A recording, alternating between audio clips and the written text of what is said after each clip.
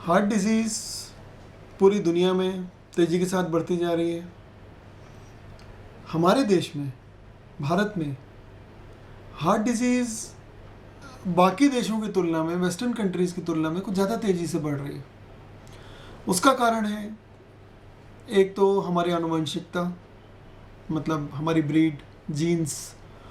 दूसरा हमारी food habits और हमारे यहाँ के जो लाइफ स्टाइल बदलती जा रही तेज़ी से, वो एक्सरसाइज ना करना, तंबाकू के पदार्थों का सेवन करना, वेट तेज़ी से बढ़ते जाना, इस तरह के बहुत सारे कारण हैं।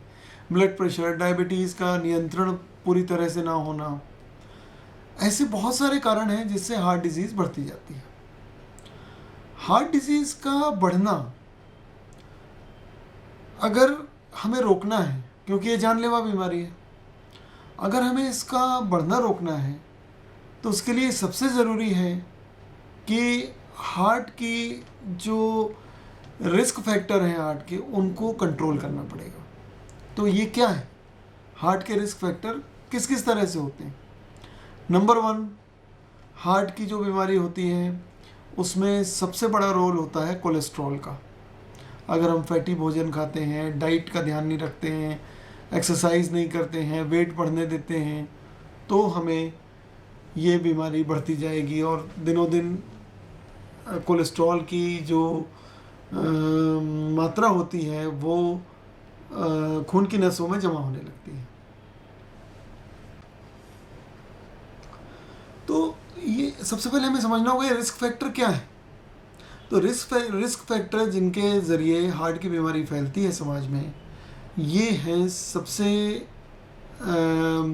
बड़े कैटेगरी में 2 में डिवाइड होते हैं। एक होता है मॉडिफाइबल और एक होता है नॉन मॉडिफाइबल। मॉडिफाइबल मतलब जिन्हें हम बदल सकते हैं, जैसे हमारा वज़न बढ़ना, हमारी लाइफ स्टाइल अनियमित होना, स्मोकिंग कोई करता है उसे रोका जा सकता है, तंबाकू कोई खाता है उसे रोका जा सकता है, अगर कोई एक्सरसाइज नहीं करता तो उसे बोला जा सकता है कि आप एक्सरसाइज करें। और 30 मिनट की एक्सरसाइज शोधों में भी प्रमाणित हो चुका है कि हार्ट डिजीज़ को रोकने में काफ़ी मदद करती है। Weekly, most of the days of the week, ऐसा अमेरिकन हार्ट एसोसिएशन का कहना है। इसके अलावा स्ट्रेस, चिंता ना करना और किसी भी तरह की बातों पर बहुत ज़्यादा वरीड ना हो जाना, गुस्सा नहीं करना, हरी वरी और करी, अपनी डाइट नियंत्रण रखना, चिंता ना करना और लाइफ स्टाइल मतलब पूरे टाइम जल्दबाजी में, भाग दौड़ में नहीं रहना। एक होती पर्सनैलिटी ए, जो बहुत ज़्यादा चिंता करते हैं, एंशियस रहते हैं, छोटी छोटी चीज़ों पे घबरा जाते हैं, छोटी छोटी समस्याओं को बड़ी समझते हैं। ये लोगों को हार्ट की बीमारी ज़्यादा जल्दी होती है। तो इन तरह की चीज़ों को चेंज करके, हम मॉडिफाई करके अपनी दैनिक जो लाइफ स्टाइल है उसको चेंज करके हम हार्ट डिजीज़ को अपने से दूर कर रख सकते हैं। नियमित व्यायाम सबसे ज़रूरी है और तंबाकू के पदार्थों का सेवन रोकना सबसे ज़्यादा ज़रूरी है। इसके बाद अगर हम नेक्स्ट किसी ऐसे फैक्टर की तरफ बात करते हैं जो हम बदल नहीं सकते, लेकिन ऐसे फैक्टरों को कंट्रोल करने के लिए भी कुछ तरीके हैं, वो मैं आपको बताता हूँ। सबसे पहले जो नॉन मॉडिफाइबल रिस्क फैक्टर है उसमें होता है जेनेटिक्स, हेरिडिटरी। जेनेटिक्स जो होती है वो आनुवंशिकता फैमिलीज़ में चलती है। आप अपने पेरेंट्स नहीं बदल सकते, अपने जीन्स नहीं बदल सकते, लेकिन इस कंडीशन में हमें जैसे कुछ और बीमारियां मिल जाती हैं, जो डायबिटीज़ होती है, हाई ब्लड प्रेशर होता है और इस तरह के पर्सनैलिटी चेंजेस होते हैं।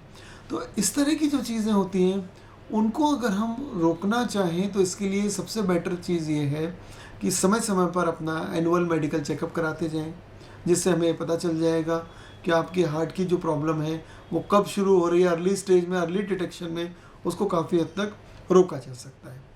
फिर नेक्स्ट स्टेप आता है कि एसोसिएटेड रिस्क फैक्टर्स को हम ना आने दें, जैसे जिनको फैमिली हिस्ट्री है, जिनको अर्ली डेथ्स हैं घर में की हिस्ट्री है, और जो ओबेसिटी की हिस्ट्री है, डायबिटीज़ की हिस्ट्री, हाई ब्लड प्रेशर की हिस्ट्री, वो अपना बीपी, डायबिटीज़ प्रॉपर कंसल्टेंट से, स्पेशलिस्ट से दिखाकर कंट्रोल रखें प्रॉपर सलाह लें, समय समय पर अपना चेकअप कराएं। इस तरह की चीज़ें हार्ट डिजीज़ को रोकने में बहुत सहायक होती हैं।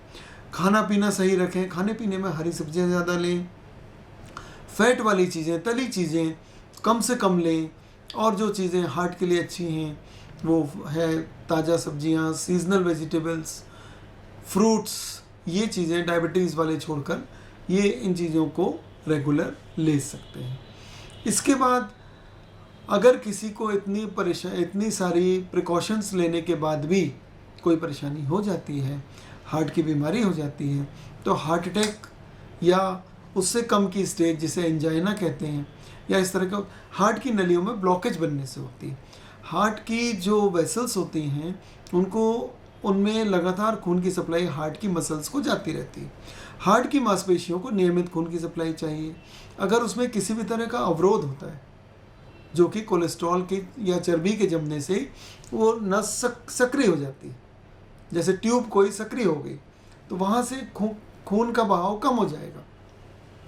इस तरह का अगर होने लगता है तो उसमें हम लोग उसके टेस्ट करते हैं कि कितने % रुकावट है और उतने % रुकावट को किस तरह से दूर किया जा सकता है, ताकि हार्ट की ब्लड सप्लाई रेगुलर वे में जाने लगे। हार्ट की ब्लड सप्लाई कम होने को कोरोनरी आर्टरी डिजीज़ कहते हैं, और ये बहुत ही कॉमन है, इंडिया में बहुत ज़्यादा कॉमन है। इसके लिए जो इलाज है वो भी मैं अभी आपको बताऊंगा। जो कोरोनरी आर्टरी डिजीज़ है वो हार्ट की नलियों में रुकावट आने से हार्ट की मांसपेशियों को मिलने वाली ब्लड सप्लाई कम हो जाती है, उसको कहते हैं। इसमें जो मेन फैक्टर है जो नुकसान करता है वो हार्ट की मांसपेशियों को ब्लड सप्लाई कम होना। तो इसका इलाज क्या हुआ? इसका इलाज ये हुआ कि हार्ट की मांसपेशियों को ब्लड सप्लाई बढ़ा देना। हार्ट की मांसपेशियों को ब्लड सप्लाई बढ़ाने के लिए पहले डॉक्टर आपके टेस्ट करते हैं, हम लोग उसके टेस्ट करके हार्ट के डॉक्टर उसको देखते हैं कि किस तरह से कहाँ पर कितनी प्रॉब्लम है हार्ट की, कहीं पंपिंग क्षमता तो नहीं फेल हो गई, कहीं हार्ट अटैक तो नहीं हो गया, और हार्ट अटैक हो गया तो सबसे पहले आईसीयू में भर्ती करना पड़ता है, इलाज होता है। उसके और भी लेटेस्ट इलाज आ गए हैं जो मैं अभी आपको बताता हूँ। ब्लॉकेज दूर करने के जो इलाज हैं वो 3 तरह के मेनली अप्रूव्ड हैं, जिसमें से 2 तरह के जो इलाज हैं वो सर्जिकल होते हैं। इसकी कोई ऐसी दवा नहीं होती जो आपकी ब्लड सप्लाई लाइफ लॉन्ग बढ़ा सके, या ऐसी कोई दवा नहीं होती जो आपके ब्लॉकेज खोल दे। ये बिल्कुल क्लियर समझ लें, कोई ऐसी दवाइयाँ अभी तक मुंह से खाने वाली अवेलेबल नहीं। तो हमें हार्ट की ब्लड सप्लाई को बढ़ाने के लिए प्रोसीजर पे ही जाना पड़ता है। जो प्रोसीजर्स हैं उनमें कॉमन है, आपके रिश्तेदारों, जानने वालों, इन सबके बहुत लोगों की हो चुकी होगी। एक बाईपास सर्जरी होती है। बाईपास सर्जरी में हम क्या करते हैं कि जहाँ ब्लॉकेज है उसके पहले और उसके बाद पैर की नस निकाल कर एक लगा दी जाती है, जिससे वो ब्लॉकेज बाईपास हो जाता है। ब्लॉकेज वहीं रहता लेकिन पूरा हार्ट को खोल कर ये किया जाता है। इसमें सर्जिकल रिस्क और कॉम्प्लिकेशन काफ़ी ज़्यादा होते हैं। अब सर्जरी तो एक छोटी सी उंगली की भी हो तो उसमें कॉम्प्लिकेशन होते हैं। इसमें एनेस्थीसिया के कॉम्प्लिकेशन, पैर की नस निकाली जाती है उसके कॉम्प्लिकेशन, और भी कई चीज़। और डायबिटिक पेशेंट्स में ये कॉम्प्लिकेशन ज़्यादा होते हैं। अपनी एक रिस्क होती है, उसके कॉम्प्लिकेशन होते हैं, उसकी डेथ रेट होती है। लेकिन इसके बावजूद ये इलाज ऐसे केसेस में किया जाता है जिनमें कोई और चारा नहीं है, और उन्हीं का होना चाहिए। दूसरा है जो बहुत ज़्यादा चल रहा है आजकल इलाज, एंजियोप्लास्टी। बहुत सारे पेशेंट्स का आप सुनते हैं, कभी ज़रूरी, गैर ज़रूरी, हर तरह का किया जाता है। लेकिन हम जो बात करेंगे वो उनके लिए जो ज़रूरी है, जिसमें बहुत ज़्यादा ज़रूरी है ऐसे इलाज। ये अमेरिकन हार्ट एसोसिएशन ने मेनली इसे इमरजेंसी के केसेस के लिए, जिसे प्राइमरी एंजियोप्लास्टी कहते हैं, उसके लिए सबसे अच्छा और इंडिकेटेड ट्रीटमेंट बताया है। जब किसी को खून की नस में रुकावट आ जाती है तो उसमें एक तार डालकर, पैर के ज़रिए एक तार डाला जाता है, और वहाँ पर बैलून से पहले वो क्लॉट को घोल देते हैं या खोल देते हैं, और वहाँ पर एक छल्ला लगा देते हैं जिसे स्टंट कहते हैं। ये हार्ट की ब्लड सप्लाई को बढ़ा देता है, लेकिन अभी इसे इमरजेंसी की सिचुएशन में ही करना सबसे अच्छा माना गया। बाकी समय करने पर कुछ रिस्क कुछ कॉम्प्लिकेशन और भी तरह की चीज़ें हो सकती हैं जो कि सामान्य चलते फिरते मरीज के लिए तर्कसंगत नहीं है। तीसरा और लेटेस्ट इलाज इसका जो आया वो EECP कहलाता है। उसका फुल फॉर्म है एनहांस्ड एक्सटर्नल काउंटर पल्सेशन। ये अमेरिकन इलाज है।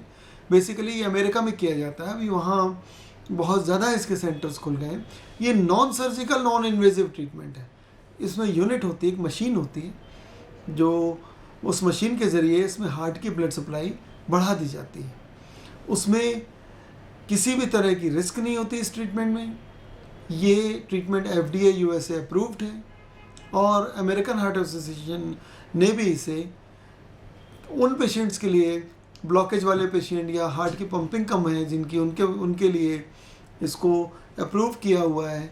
जो पेशेंट्स या तो अनफिट है सर्जरी के लिए या अनविलिंग है, जो नहीं चाहते हैं हम एंजियोप्लास्टी या बाईपास सर्जरी कराएं या उसकी रिस्क लें, उनके लिए यह इलाज मैं खुद भी करता हूं और ये इलाज मेरी नज़र में अभी तक का one of the best treatment है।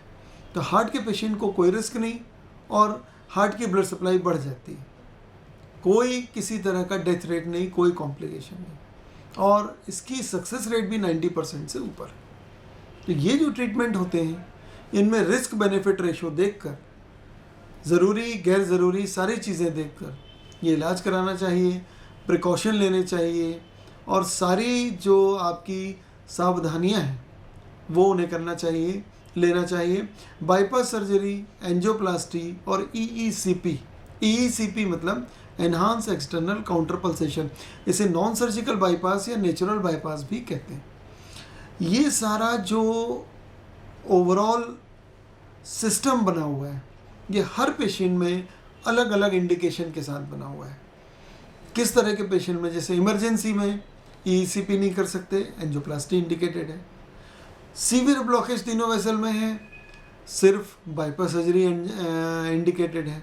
तो किस तरह के केस में क्या करना है यह उसकी कंडीशन देखकर और बहुत सारी हार्ट की जो फाइंडिंग्स होती हैं उनको देखकर टेस्ट करने के बाद ये डिसाइड किया जाता है। फिर भी अंत में मैं ये ज़रूर कहूँगा कि prevention is better than cure और हार्ट के डिजीज़ में कोई क्योर नहीं है, आप उसे कंट्रोल बस कर सकते हैं।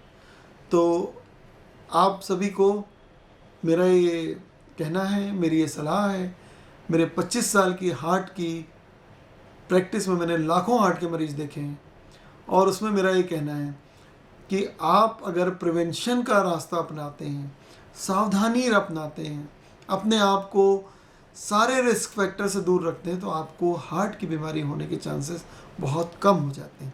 अपना एनुअल चेकअप कराएं, बुरी आदतों से दूर रहें, रेगुलर एक्सरसाइज करें, अपना वेट कंट्रोल रखें, अगर डायबिटीज़ होती है तो उसे कंट्रोल रखें, ब्लड प्रेशर हाई होता है तो उसे कंट्रोल रखें, डॉक्टर के पास नियमित जाएं, नियमित अपना चेकअप कराएं और डॉक्टर से मेरा मतलब विशेषज्ञ से, और अपने जो भी सलाह आपको दी जाती है उसका आप पूरी तरह पालन करें तो आपको हार्ट की बीमारी होने के चांसेस बहुत ही कम या नहीं के बराबर हो जाते हैं।